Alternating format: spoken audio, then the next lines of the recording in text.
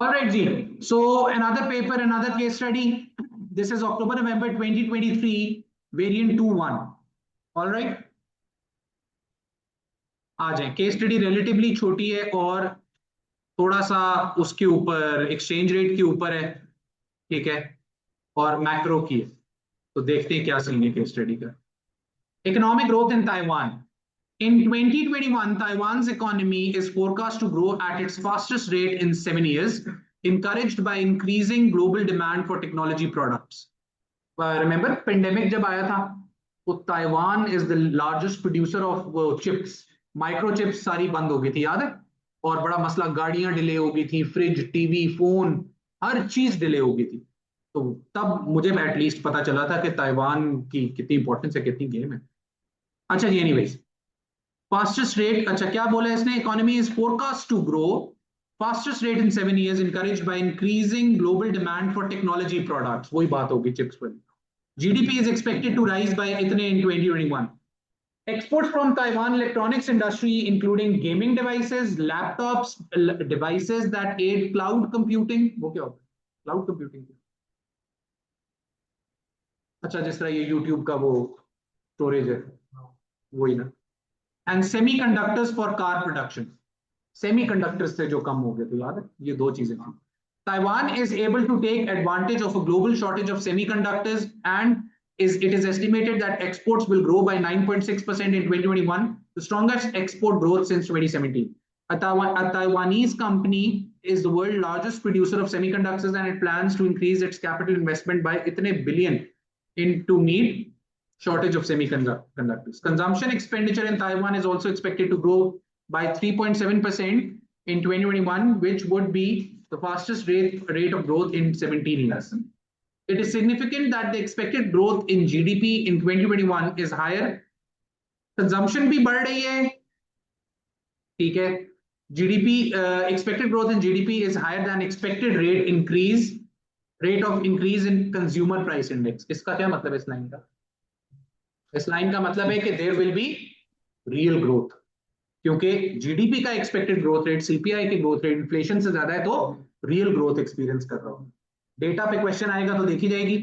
The growth in demand for Taiwan's exports has contributed to an appreciation of more than 7% of Chinese of Taiwan dollar against the US dollar. ठीक है, exports बढ़ी हैं जिसकी वजह से currency Taiwanese dollar appreciate किया।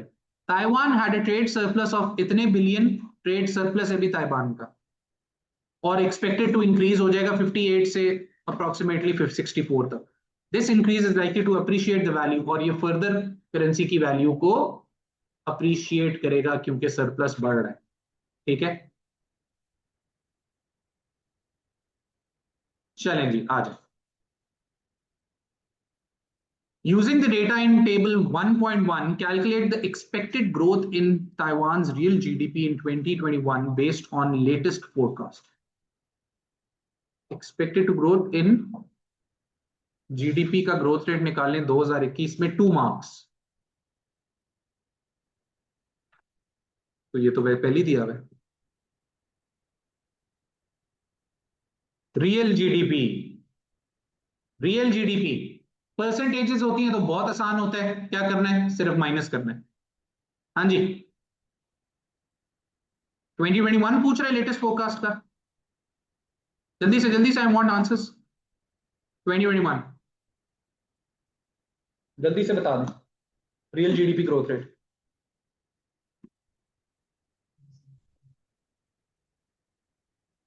जीवन price कितना है? रियल जीडीपी ग्रोथ कितना है, चलें।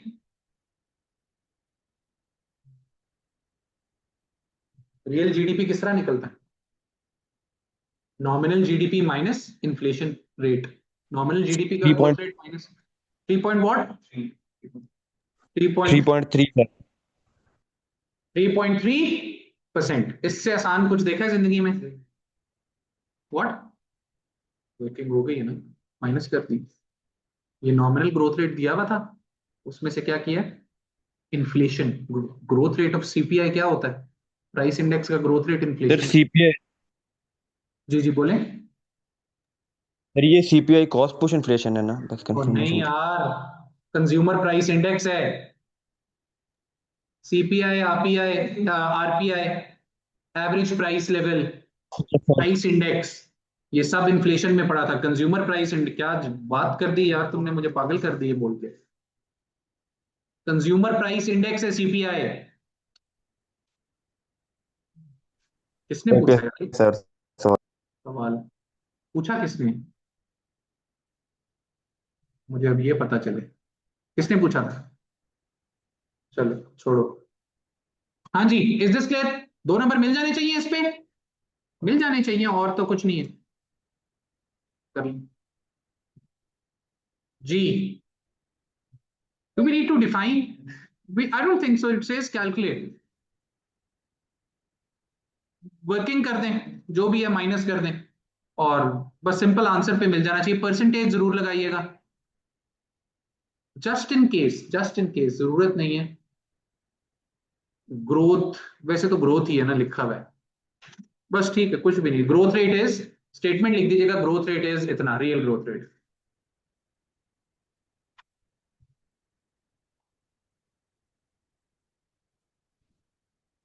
जी, expected growth in Taiwan's real GDP in 2021 is 4.6 minus 1.3%.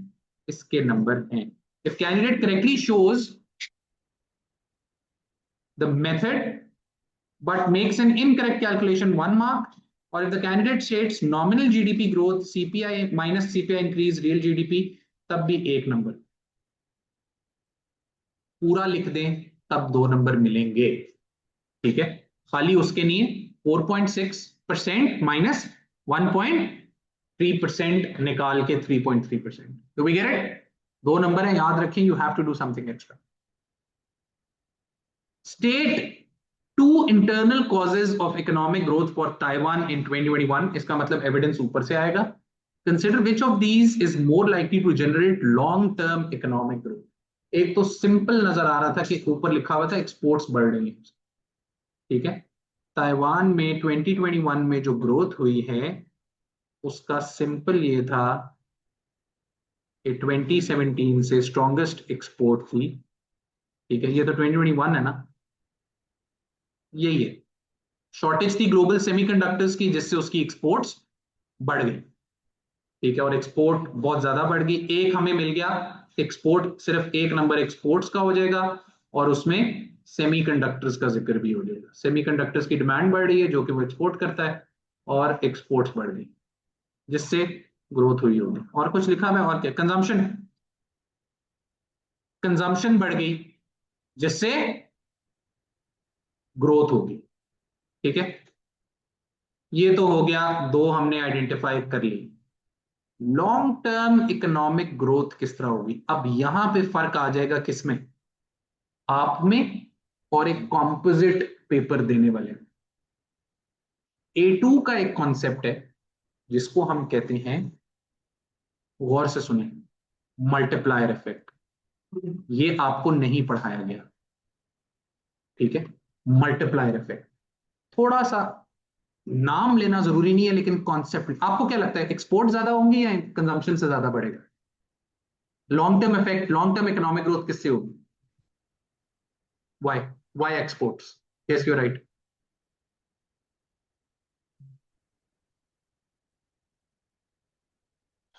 Multiplier effect क्या होता है?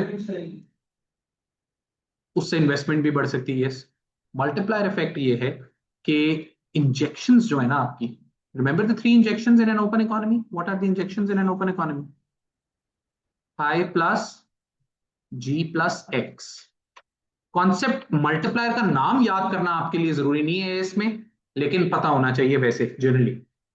ये 3 जब बढ़ती है ना, तो ये जीडीपी को उतने रेट से नहीं बढ़ाती, बल्कि कई गुना एक्सेलरेटेड रेट से बढ़ाती। ठीक है, बात समझ आई? हाँ जी, समझ आई। तो ये मल्टीप्लाइड इफेक्ट लाती है, काफी ज्यादा से इंक्रीज कर। ठीक है, so exports are likely to lead to a long-term economic growth as revenue of exporters may be reinvested, as revenue of exporters may be reinvested, which not only increases consumption, it might also increase investment, and it might also increase government expenditure as tax revenue of the government is also likely to increase. जब export ज्यादा होगी, firm जो exporter है वो ज्यादा कमाएगा, जब वो ज्यादा कमाएगा तो वो क्या करेगा, टैक्स भी देगा, इनकम बढ़ रही है उसकी तो टैक्स भी देगा। समझ आई बात की? जब उसकी इनकम बढ़ रही है हो सकता है फिर वो इन्वेस्टमेंट भी करे और फिर मालिक भी कुछ पैसे लेगा, वो उसको खर्च भी करेगा, मर्सिडीज खरीदेगा। समझ रहे हैं? Do we understand this? तो ये जरा ज्यादा लॉन्ग टर्म इफेक्ट आएगा, मल्टीप्लाइड इफेक्ट आएगा। ठीक है, ये A2 वाला हर बच्चा ये लिखेगा मल्टीप्लायर इफेक्ट, लेकिन आप नाम ना भी लें, बस लॉन्ग टर्म ग्रोथ क्यों कॉज करेगा इसको, क्योंकि ये एक इंजेक्शन है। ये आपको तो पता ही है कि ये इंजेक्शन है, जबकि कंजम्पशन इंजेक्शन नहीं है, वो स्टिमुलस क्रिएट करेगी, सर्कुलर फ्लो को आप कह सकते हैं इंक्रीज करेगी। आप ये भी कह सकते हैं कि वो it will increase the circular flow of income, ये भी कह सकते हैं एक्सपोर्ट्स पे। Does this make sense? बात समझ आई? आए देखते हैं। कैपिटल इन्वेस्टमेंट बढ़ रही है जी। एग्जाम्पल ऑफ कैपिटल इन्वेस्टमेंट तो हमने बोला ही नहीं। कैपिटल इन्वेस्टमेंट तो हमने बोला ही नहीं, कहां पे थी कैपिटल इन्वेस्टमेंट? कहां पे जिक्र है कैपिटल इन्वेस्टमेंट? ये capital investment by as much as इतने बिलियन, ये भी हमारे हमने एक्सपोर्ट्स ले लिया और कंजम्पशन ले लिया। अब देखते हैं, हो सकता है गड़बड़ हो जाए हमारे आंसर में। Example of capital investment bye इतने उठा के ले लिया, आइडेंटिफिकेशन ऑफ कंजम्पशन, ठीक है, expenditure to forecast by fastest growth in, ये भी बता दिया, एविडेंस भी बता दिया, offers a valid which of these causes is more likely to generate long term economic growth? ले में हो गया हमारा काम। what is the problem now? Now clearly passage में भी मेंशन था क्या, एक्सपोर्ट्स था कि नहीं था मेंशन? एक्सपोर्ट्स था। कंजम्पशन तो हमने हिट कर लिया, सही, बुलजाई हो गया। एक्सपोर्ट्स मेंशन था, लेकिन हमने मेंशन किया जब से एक्सटर्नल एग्जामिनर्स आए हैं, क्या हो रहा है, मार्किंग सख्त होगी, उनकी अपनी नौकरी लगी हुई है, ठीक है, वो मार्क्स स्कीम से हिल नहीं रही। कितने नंबर आएंगे हमारे? एक्सपोर्ट्स वाली 4 में से 2, एक्सपोर्ट्स वाली सारी कहानी गायब हो गई क्योंकि मार्क्स स्कीम में नहीं, और ये हो रहा है। आपका ख्याल है कि किस वजह से थ्रेशोल्ड इतना कम है? नहीं मिलेगा हमें नंबर, बहुत नहीं, बहुत जनरस भी होगा इस केस में नहीं मिलेगा, क्योंकि हाँ जी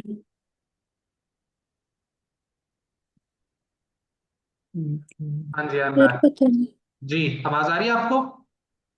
यस। यस सर, आ रही है, ठीक है, ये बस इंटरनेट। सर स्क्रीन नहीं नजर आ रही। अच्छा, अब आएगी।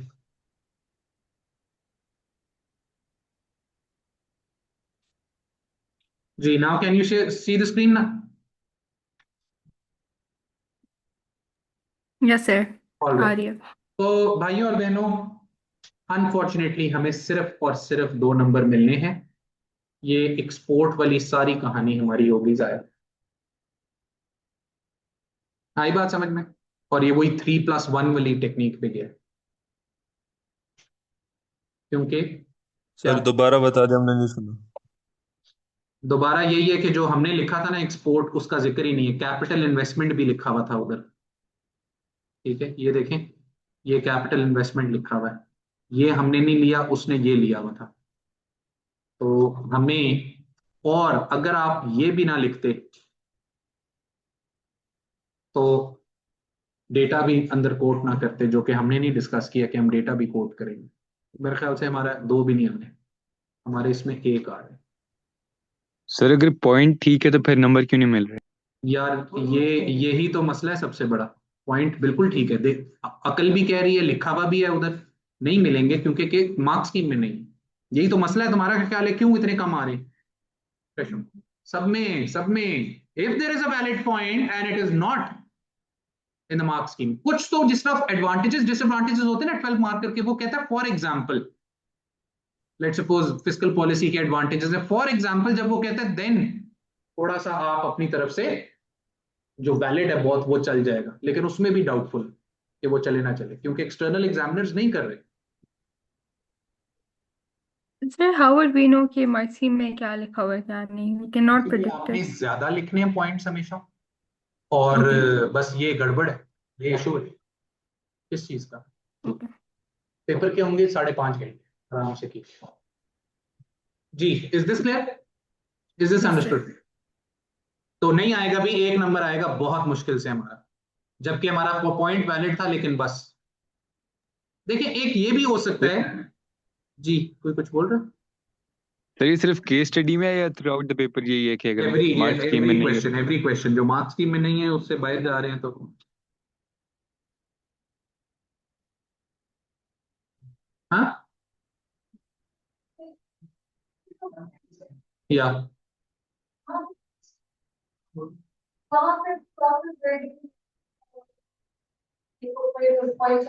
कहाँ लिखा?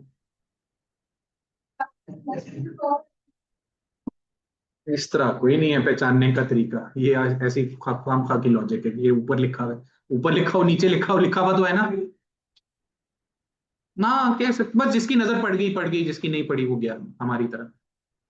आ जाएंगे, समझ रहे हैं ये कितना बड़ा मसला है इकोनॉमिक्स का। अच्छा जी, हाँ जी, क्या चीज? बी बहुत दो दो की है। अगर आप सोचे कि 26 पे ए बन रहा है, 24 पे बी है, फिर दो दो की है। Explain why the dollar appreciated in 2020, ये लिखा हुआ है नीचे। ये वो एक्सपोर्ट वाली बात आ गई। क्यों अप्रिशिएट हुए? ट्रेड सरप्लस था, ठीक है। Exports contributed to the appreciation. Taiwan की एक्सपोर्ट्स में ग्रोथ हो रही है, एविडेंस लेना है। 7% इंक्रीज हुई है 2020 में, जिसकी वजह से एक्सपोर्ट्स जब बढ़ती हैं तो करेंसी अप्रिशिएट करती है। नहीं, एक दरमियान में एक लिंक आप बोल रहे हैं, डिमांड ऑफ करेंसी। देखिए चेन ऑफ एनालिसिस को पूरा कीजिए, ठीक है। एक्सपोर्ट्स बढ़ती हैं, हमें पता है अप्रिसिएशन होती है, लेकिन कैसे होती है? Demand of currency increases, and just for the sake of it, just for the sake of it, one line, appreciation is when the value of one currency increases in terms of another. Taiwanese dollar, yeah, Taiwan dollar appreciated in 2020 due to an increase in exports, ठीक है। और यही पूरी statement against the US dollar. समझ आई? Exports है और बता दिया कि होता क्या, आना चाहिए नंबर। इंक्रीज इन डिमांड या फिर trade surplus, increase in demand for exports या trade surplus, need to be in possession of Taiwanese dollar in order to buy these exports. Demand का बताना जरूरी था दूसरे नंबर के लिए, कि करेंसी की डिमांड होगी, लोग खरीदेंगे। समझ रहे हैं? ताइवान की चीजें खरीदने के लिए उनको ताइवान की करेंसी चाहिए लोगों को। Do we understand this? बात समझ आई?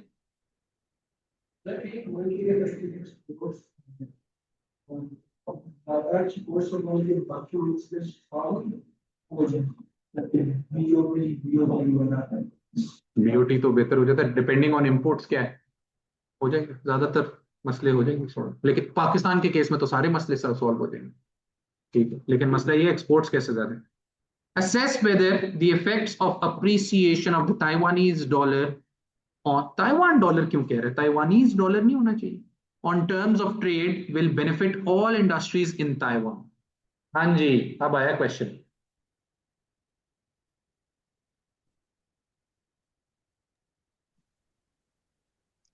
सर इसमें इलास्टिक इन इलास्टिक डिमांड का हाँ बताएंगे। जी, उस पे चलेंगे बड़े गौर से।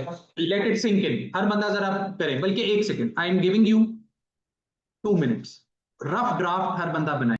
Yes, sir. Can अच्छा जी, assess whether the appreciation effects of appreciation of the Taiwan dollar on terms of trade will benefit all industries in Taiwan।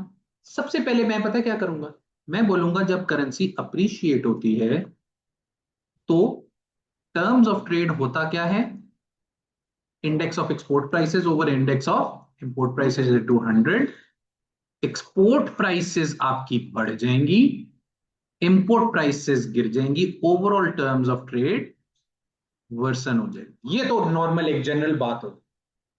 अब आ जाए कुछ इंडस्ट्रीज का सीन ऑन हो जाए। वो कौन सी इंडस्ट्रीज है जिनका सीन ऑन हो जाए? जिनका पीईडी इनइलास्टिक होगा। इसको समझाना पड़ेगा कि क्योंकि एक्सपोर्ट की प्राइसेस बढ़ रही हैं, उनकी क्वांटिटी गिरेगी लेकिन कम से गिरेगी और ओवरऑल उनकी एक्सपोर्ट्स ज्यादा हो जाएगी। ग्राफ क्या बना रहे हैं? तो वही होता है ना, एक्सपोर्ट रेवेन्यू को ही कहते हैं, वैल्यू ऑफ एक्सपोर्ट। समझ आई? एक्सपोर्ट रेवेन्यू बढ़ जाएगा और एग्जाम्पल दे देंगे सेमीकंडक्टर, जो कि हर चीज में होता है इस्तेमाल। Do we get it? दूसरा किसका सीन ऑन हो जाएगा? जिसकी पीईएस इलास्टिक हो, जिसकी पीईएस सप्लाई भी बढ़ा सकते हैं ना। पता चले दुनिया में एक्सपोर्ट्स की डिमांड बढ़ जाए, हमारे मैंगोज की डिमांड बढ़ जाए, तो हमारी प्रोडक्शन एकदम हम अगले साल बढ़ा देंगे, है ना? नहीं, क्यों? क्योंकि बना ही नहीं सकते। और आज अगर हम आम लगाना शुरू करें तो वो दरख्त बनेंगे, फार्म्स वो बनेंगे और वो 7-8 साल बाद उनपे फ्रूट्स आएंगे। समझ आई बात की? तो हमारी पीईएस इनइलास्टिक है। तो कौन सी फर्म्स गेन करेंगी? जिनकी पीईडी इनइलास्टिक है, जिनकी पीईएस इलास्टिक है। हाँ, सर इंपोर्ट प्राइसेस भी तो कम हो गवर्नमेंट का जाएंगी, अचार तो डालना कॉस्ट ऑफ प्रोडक्शन कम हो जाएगा। In all industries. लें जी, तीसरा पॉइंट आ गया।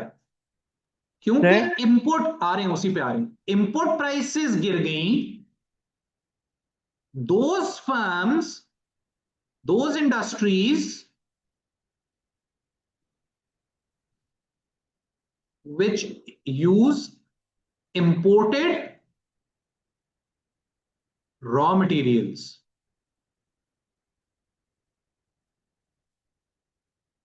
उनके लिए उनकी कॉस्ट ऑफ प्रोडक्शन कम हो जाएगी, जिससे उनका रेवेन्यू आगे जो भी करना प्रॉफिट खर्चा कम हो गया। उन्हीं की नहीं बात।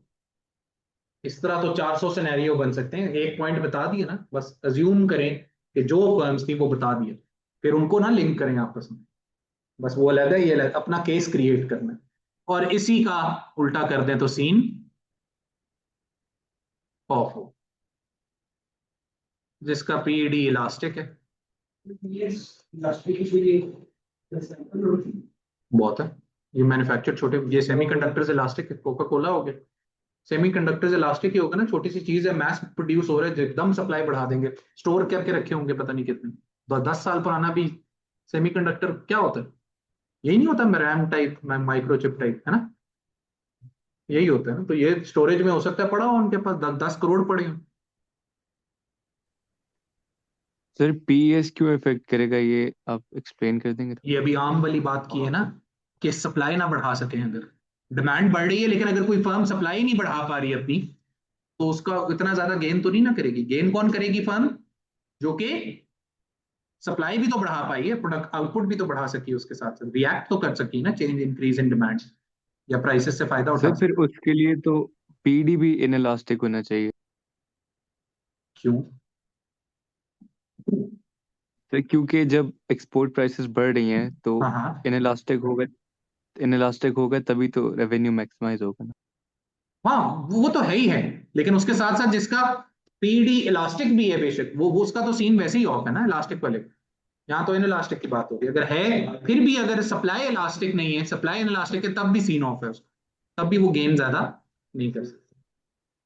जी बंद कर दो ना फिर, ठीक है मैं करता हूँ कंक्लूजन। हाँ जी, एवेल्युएशन क्या देंगे, कंक्लूजन क्या देंगे, पीईडी पे डिपेंड करेगा और पीईएस पे डिपेंड करेगा। It is more like a summary in this case, ठीक है यही है। जी जी जी हाँ हाँ ठीक है। जब भी प्राइस ऊपर नीचे हो रही है एक प्रोडक्ट की और उसकी डिमांड की बात हो रही है, बढ़ेगी नहीं बढ़ेगी, तो आपको पता चल जाएगा कंज्यूमर सरप्लस पे इम्पैक्ट। कब प्राइस ऊपर नीचे हो रही है, कंज्यूमर सरप्लस ज्यादा होगा, किस पे डिपेंड करेगा, पीईडी पे। What do you call it, indirect taxes, subsidies, incidence किस पे कितना जा रहा है, पीईडी पे। रेवेन्यू की बात हो रही है, अगर प्राइस हिल रही है और रेवेन्यू की बात हो रही है, एक्सपेंडिचर की बात हो रही है, पता चल जाएगा किसकी बात होगी। ये तो पढ़ के होगा ना, नॉलेज से पता चलना चाहिए। और इसके अंदर जब एक्सपोर्ट इंपोर्ट की प्राइसेस ऊपर नीचे हो रही है, तब भी पीईडी, हाँ यहाँ भी पीईडी। तो इस तरह आपको पता चलेगा कि पीईडी किधर किधर यूज कर। हाँ जी अच्छा सीन है, मेरे ख्याल से तो हमें बहुत अच्छा आंसर लिख लिए, दोबारा गौर से पढ़ ले। Effects of appreciation on the terms of trade will benefit all industries. तो कंक्लूजन क्या है, ऑल इंडस्ट्रीज, ये कंक्लूजन है, नॉट ऑल इंडस्ट्रीज। हाँ ऊपर हम लिख देंगे पीडी पे डिपेंड करता है, hence it can be concluded that appreciation of Taiwan dollar and its effects on terms of trade may not benefit all industries। ठीक है, जो कि कौन सी है, जिनका इलास्टिक पीईएस है, जिनका इलास्टिक पीईडी। ठीक है आई बात समझ में, देखें। हाँ जी जी देखते हैं। सर कंक्लूजन में कोई फाइनल स्टेटमेंट देनी होती है? Obviously you have to conclude, keyword क्या है इसका, मतलब benefit no all if you write industries. कि ऑल इंडस्ट्रीज को नहीं इफेक्ट करता हाँ डेफिनेटली, और इस फिर पे आपने उसको जस्टिफाई कंक्लूसिव किया। कंक्लूसिव रिमार्क देना है लाजमी। ओके ठीक है, कुछ बहुत डायरेक्ट कंक्लूसिव रिमार्क्स मांगते हैं आपसे। Explanation of the terms of trade in relation to the ratio of average export prices to the average import prices. Index of export prices over index of import prices, formula भी दे दें और समझा भी देंगे जी। Situation के मामले में तो टर्म्स ऑफ ट्रेड को बेहतर नहीं हो जाना चाहिए। इस हाँ तो बेहतर ही हुए। सर आपने वर्सन लिख दिया था, टर्म्स ऑफ ट्रेड गलत वर्सन गलत हो गलत जाएगा। गलत, गुड चेक गुड चेक, ये वर्सन मैंने लिखा है, ये इम्प्रूव है, इधर हमने इम्प्रूव ही लिखा भाई, ये इम्प्रूव हो रहा है। एक्सपोर्ट प्राइस डिनोमिनेटर, न्यूमरेटर बढ़ रहा है, डिनोमिनेटर कम हो रहा है, ये इम्प्रूव है, खराब नहीं हो रहे terms of trade. Good check. The impact of appreciation of the Taiwanese dollar will make exports from Taiwan more expensive and imports less expensive. 2 marks only if the effects on exports and imports is assessed. Relevant evaluation, ठीक है, exports के ऊपर भी करना है और imports के ऊपर भी असेस करना है। अब 3 नंबर उसके हैं फायदे नुकसान के। Relevant evaluation of whether the effects of appreciation of the Taiwan dollar in terms of on the terms of trade will benefit all industries in Taiwan, taking into account the potential impact of higher export prices and lower import prices on different industries। कुछ भी नहीं, पूरी marks scheme में कुछ भी नहीं लिखा। बहरहाल जो हमने लिखा है वो परफेक्ट है, मार्क्स स्कीम ये बहुत साइलेंट है, उसने बस कुछ सवाल ही लिखा। ये है जी सर ये तो मोस्टली पेपर्स में marks scheme is very marks silent. Schemes कुछ तो बहुत साइलेंट हाउ डू होती वी, है हाँ, तो हाउ डू वी नो कि 12 मार्क्स में क्या क्या लिखना टू भाई, गेन प्रैक्टिसिंग मार्क्स और जो आप क्या अभी नहीं? कर रहे हैं, प्रैक्टिस करेंगे तो पता चल जाएगा हमें क्या क्या लिखना है क्या नहीं। हाँ वो तो सही है बट सर जैसे समटाइम्स इट्स वेरी स्पेसिफिक, जैसे अभी हाँ, पिछले समटाइम्स इट्स क्वेश्चन वेरी में। स्पेसिफिक, समटाइम्स इट्स नॉट, ये होता है। कुछ क्वेश्चंस बहुत जनरल होते हैं जिनका नहीं पता चल रहा होता। ओके ठीक है सर तो ये एमसीक्यूज कब तक चेक होगा? जी, सर एमसीक्यूज कब तक चेक होंगे? एमसीक्यूज कल या परसों तक हो जाएंगे चेक, अभी भी चेक हो ठीक सकते है। हैं 2 मिनट में, मैं देखता हूँ कि कल मॉक है, टाइम पता चल जाएगा कल। जी मैम ठीक है, मॉक के बाद क्लास लेनी है, 6 to 8 प्रोबेबली मॉक है। और 8:20 पे फिर हम क्लास लेंगे एएस की। A2 की क्लास नहीं होगी, एएस की होगी, ठीक है। अच्छा वापस आए, असेस इसको एक जी पर यूनिट 6 अकेला नहीं, हम 1 से शुरू करता हूँ। 1 2 3 4 5 6 आ जाना, टाइम पे आना, नहीं ये 26 में ही, नवंबर में। चलें जी, नवंबर में आएगा ना मई जून के बाद। Assess the possible consequences of a higher rate of economic growth for an economy such as Taiwan. Possible consequences of a higher rate of economic growth, चलो, और possible consequences है, इसका मतलब ऊपर कुछ भी नहीं लिखा हुआ, शाम को अल्हम्दुलिल्लाह। Possible consequences है मतलब ऊपर कोई कहानी शुरू हो जाए। जी क्या लिखा हुआ था इकोनॉमिक ग्रोथ का? पहली बात Incomes कर दी rise. लिविंग स्टैंडर्ड्स, ठीक है। अनएम्प्लॉयमेंट, चार चार लिखो कम से कम और डिटेल में, यही तो है नंबर जिसमें आ रहे हैं। तो क्या करो मार्क्स की मैं केस स्टडी में इतना हलवा सवाल आ दो। लिविंग स्टैंडर्ड, अनएम्प्लॉयमेंट, फिर उसके बाद अनएम्प्लॉयमेंट कम, living standard, unemployment, tax revenue, tax revenue को फर्दर खींच लेना है किसके साथ? Merit goods, government expenditure on merit goods, public goods, ठीक है। इन्वेस्टर कॉन्फिडेंस लिख सकते हैं, बेहतर हो जाएगा क्या? इन्वेस्टर ये कॉन्फिडेंस एफडीआई बिल्कुल लिख सकते हैं, इन्वेस्टर कॉन्फिडेंस। करंट अकाउंट बेहतर हो जाएगा उससे। करंट अकाउंट नहीं, वैसे तो फाइनेंशियल अकाउंट बेहतर होगा इंटरनेशनल, लेकिन ठीक है। एफडीआई एफडीआई, फिर ठीक है। आगे से करंट अकाउंट। वैसे तो हम इसमें वो भी लिख सकते हैं, लेकिन हम बेहतर है दूसरी साइड पे लिखें, इनकम डिस्पैरिटी बढ़ भी सकती है और गिर भी सकती है। नहीं होगी जी इकोनॉमिक ग्रोथ, सीन ऑफ। सबसे पहले इनकम डिस्पैरिटी आ जाए, पोल्यूशन। दूसरा आ जाए अगर तो एडी की वजह से है, जो कि है, तो डिमांड पुल इन्फ्लेशन का सीन है, लेकिन जो कि ताइवान में नहीं है, वैसे ऊपर उनका रियल इकोनॉमिक ग्रोथ रेट था, तो ये इतना उस तरह वैलिड नहीं है, लेकिन चलिए लिख सकते हैं, लेकिन ये इतना वैलिड नहीं होगा, मैं इसको स्किप करने की कोशिश करूंगा, ठीक है। अगली बात बताएं, sir sir depletion of pollution. Resources बता दें, एक्सटर्नैलिटीज बता दें, depletion of resources, externalities, pollution solution बता दें, वर्किंग आवर्स बता दें, लेजर आवर्स, हाँ वर्किंग आवर्स, लेजर आवर्स, और कुछ बता दें, बस बहुत है। कंक्लूड कर दें, पॉसिबल कॉन्सिक्वेंसेस असेस करें। ओवरऑल कॉन्सिक्वेंसेस पॉजिटिव होंगे, इकोनॉमिक ग्रोथ जब भी होती है, तरक्की होती है, सिर्फ दो चीजों का ख्याल रखना है, अगर वो रियल है, अगर वो सस्टेनेबल है, और अगर वो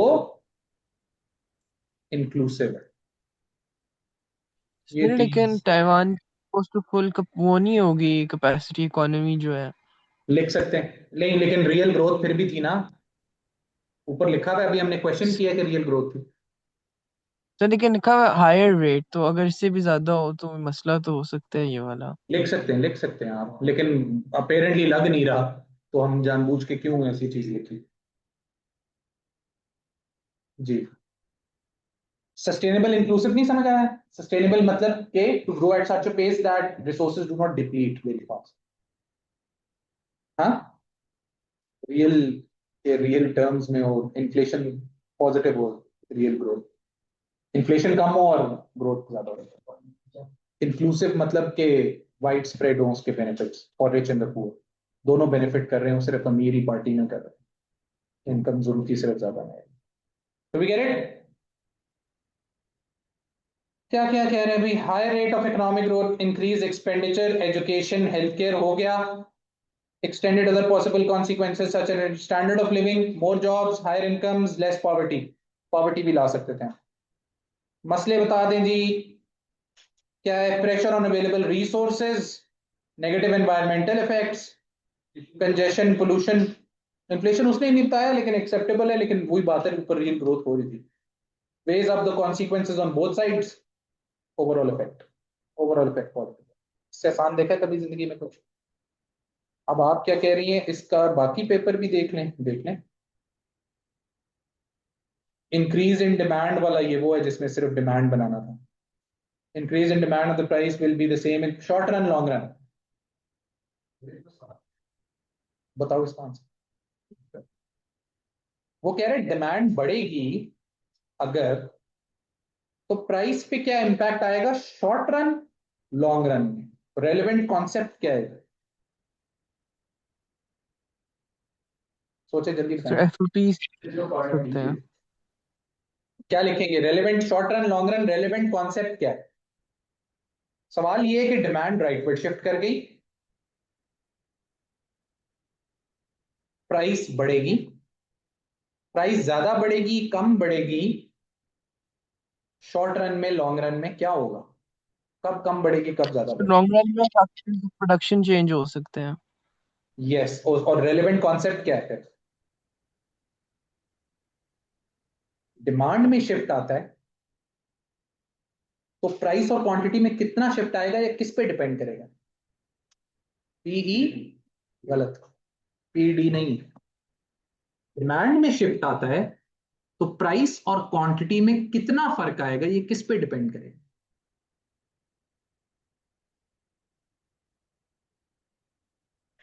नालायकों, non price factors. PES. Demand, यही तो सारी गेम है। शॉर्ट रन में पी प्राइस लास्ट सप्लाई क्या होती है? इनइलास्टिक। मैंने शायद सुना ना। लॉन्ग रन में क्या होती है? इलास्टिक। बात को समझे, एक नॉर्मल डिमांड कर्व बनाएं। ये देखिए, ये क्या बना रहा हूं? एक इनइलास्टिक सप्लाई कर्व, और इसी ग्राफ पे बना रहा हूं एक इलास्टिक सप्लाई कर्व। समझिए, ये इनइलास्टिक है, ये इलास्टिक है। करूं डिमांड राइटवर्ड शिफ्ट,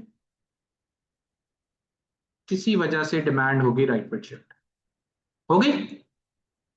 अब मुझे बताएं, दोनों का इक्वल चेंज आया प्राइस और क्वांटिटी दोनों में? इनइलास्टिक के केस में जब सप्लाई इनइलास्टिक है तो क्या होगा? प्राइस ज्यादा से बढ़ेगी और क्वांटिटी कम से बढ़ेगी। और जब सप्लाई इलास्टिक है तो क्या होगा? प्राइस कम से बढ़ेगी। ये बात समझ रहे हैं आप? जब टैक्स लगता है तो किस में शिफ्ट आता है? इनडायरेक्ट टैक्स सप्लाई में आता है ना, या सब्सिडी मिलती है। तो कितना चेंज आएगा वो किस पे डिपेंड करता है? पीडी पे। समझ रहे हैं बात? डिमांड में शिफ्ट आ रहा है तो प्राइस और क्वांटिटी में कितना शिफ्ट आएगा वो पी पे डिपेंड करेगा। Slope of the supply curve.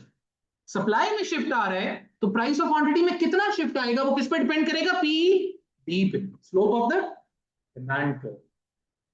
ये बात समझ आई? तो इसका रेलेवेंट कॉन्सेप्ट पीईएस था। खैर इसको करेंगे बाद में, ये बहुत आसान है, 200 दफा हमने किया भी है उसके अंदर। ठीक है, पीडीवाईडी ये लिखवा देंगे। नहीं, direct provision of essential goods and services consider whether is always likely to be successful. Alternate लाना है, डायरेक्ट प्रोविजन की बात हो रही है। इवैल्यूएशन में तो लाना ही लाना है कोई एक ऑल्टरनेट। डायरेक्ट प्रोविजन किसकी होती है? एसेंशियल गुड्स की बात हो रही है, स्टेपल फूड हो गया, ये सारी चीजें होंगी। ठीक है, डायरेक्ट प्रोविजन के फायदे नुकसान बता दें। वही नुकसान है, खर्चा हो जाता है, गवर्नमेंट के लिए बर्डन है। ठीक है, जाया हो जाती हैं चीजें, आप मार्केट को डिस्टॉर्ट कर रहे हैं। समझ आई बात की?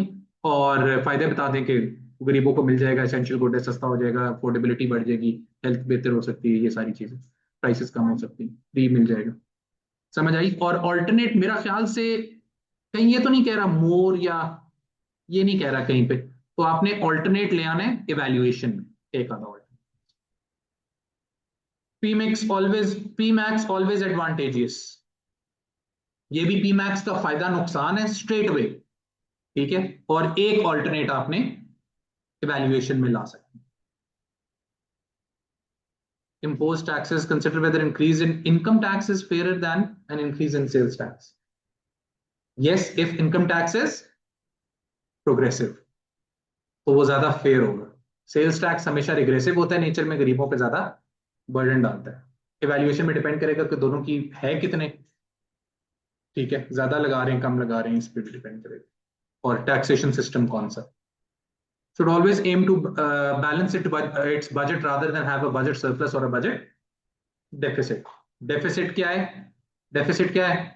एक्सपेंशनरी फिस्कल पॉलिसी है, बेसिकली फिस्कल पॉलिसी का सवाल है। और ये क्या है? Expansionary monetary contractionary fiscal policy, sorry, ये contractionary fiscal policy. Tariff quota, अच्छा इसका ये दोनों जरा टेक्निकल है, एक ये भी थोड़ा सा टेक्निकल था, ये भी टेक्निकल था, फिर ये भी कुछ लोगों को टेक्निकल लगता है, और ये तो है ही टेक्निकल। बस इसमें से सीन ऑफ है, ये दोनों टेक्निकल है, इस ये करेंगे। ठीक है, अब वापस केस स्टडीज बस है, अब हम लिखने पे आते हैं ऐसे क्वेश्चंस। ठीक है, और इससे शुरू करते हैं, ये पेपर याद रखिएगा, वैसे ये दोनों हैं मेरे उसमें। चलें जी, यहाँ लिखती है आज